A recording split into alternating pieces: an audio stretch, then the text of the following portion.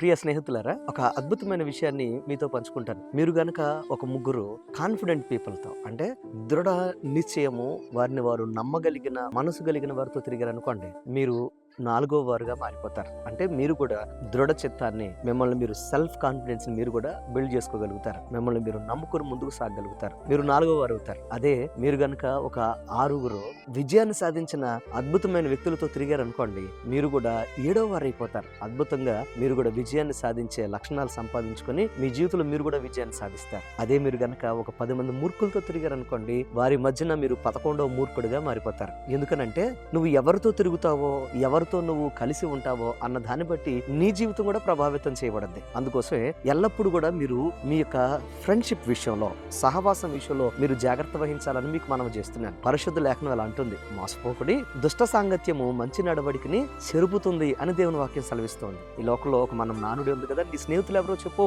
నువ్వెవరో నేను చెప్తాను అని అంటారు. నువ్వు ఎవరో తెలియాలంటే నీ స్నేహితులను చూస్తే సరిపోతుంది. నువ్వు ఎవరితో తిరుగుతావు అన్నదే నీ జీవితం. అందుకోసం ఏ గూటి పక్షులు ఆ గూటికి చేరతాయి అంటారు కదా. నీ యొక్క సహవాసాన్ని మార్చుకోగలిగితే నీ జీవితంలో నీ యొక్క సక్సెస్ ని, నీ యొక్క జీవితాన్ని మార్చుకోగలుగుతావు. Be a successful person. నీ జీవితంలో చక్కని విజయవంతమైన జీవితాన్ని జీవించడం కోసం విజయవంతమైన నిర్ణయాలు తీసుకొని విజయకరమైన మనుషులతో, స్నేహంతో మీరు ముందుకు నడవాలని మీకు మనం చేస్తున్నాను. God bless you.